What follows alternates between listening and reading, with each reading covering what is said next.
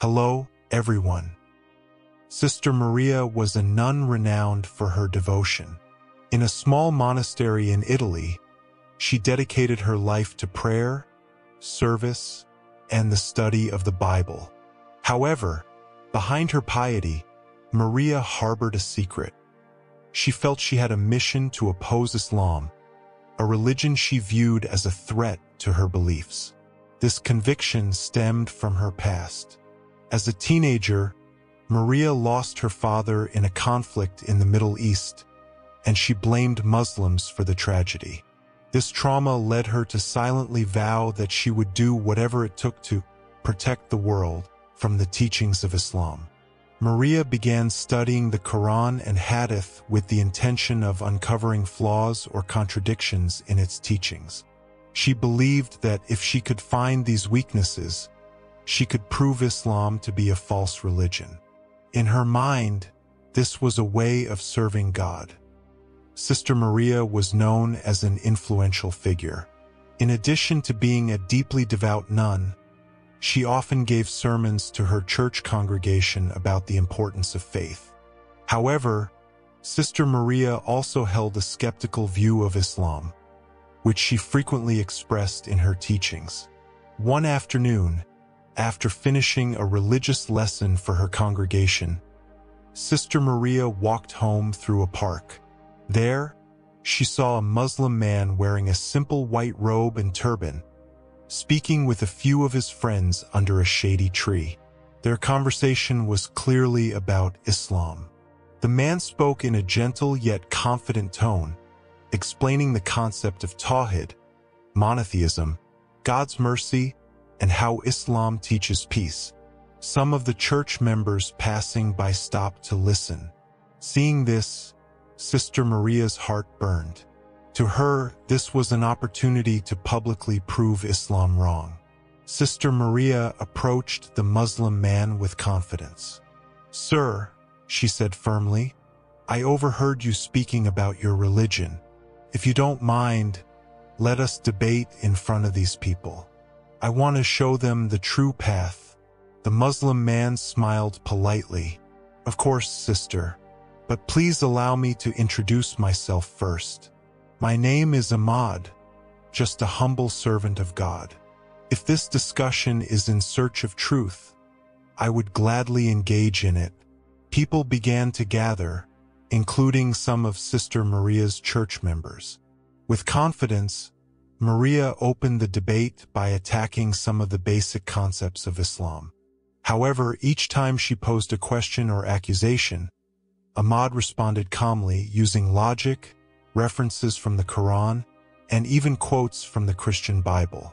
When Maria tried to attack Islam with the accusation that the religion promotes violence, Ahmad responded by quoting a verse from the Quran: "Whoever kills a soul unless for a soul or for corruption done in the land, it is as if he had slain mankind entirely." Surah Al-Ma'idah, verse 32. Ahmad then asked, "Isn't this in line with the teaching of love found in the Bible?" Sister Maria's congregation began to nod in agreement. Maria then brought up the position of Jesus in Islam, hoping this would be a weak point.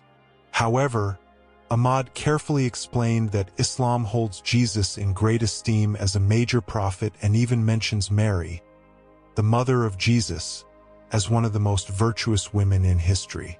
Ahmad said, "We Muslims love Isa al-Masih, Jesus Christ, just as we love the Prophet Muhammad.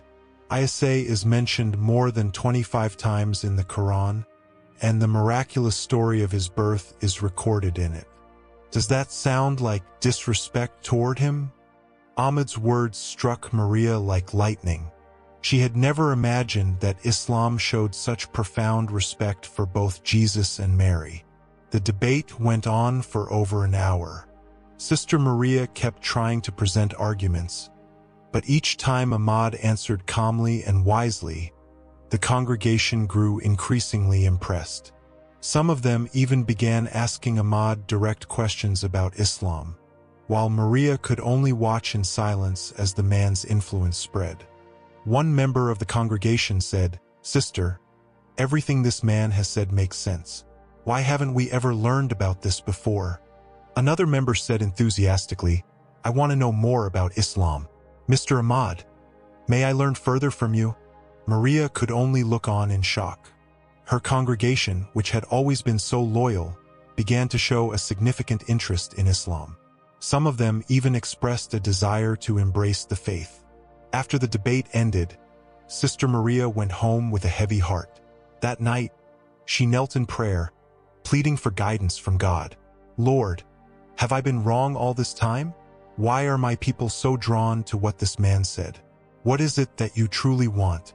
Although her heart was filled with confusion and anger, Maria began to realize one thing. Her arrogance had blinded her to the truth. Perhaps this debate was not about winning or losing, but about opening her heart to better understand God's will. A few weeks after the incident, Maria began reading the Quran she had received from one of her congregation members who had now converted to Islam. She read it not to find faults, but to seek the truth. Maria's journey had just begun, and although she didn't yet know where it would lead her, she realized that the challenge she had issued had transformed her life and the lives of many around her. Pride often stands as a barrier to accepting the truth. Sincere, respectful, and knowledge-based dialogue can open hearts and minds, even for those who are the most skeptical. The church, which once stood as a place of Christian worship, was no longer used for services. With respect and the cooperation between those who had newly embraced Islam and the surrounding community, the church building was transformed into a mosque. The mosque was named Masjid al-Furqan, a name that means the separator between truth and falsehood, symbolizing their journey toward the right path.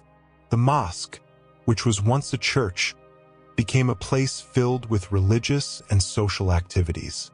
In addition to being a place for prayer, the mosque also functioned as a center for education and interfaith dialogue. Sister Maria, now Miriam, became a teacher and guide for many people wanting to learn more about Islam.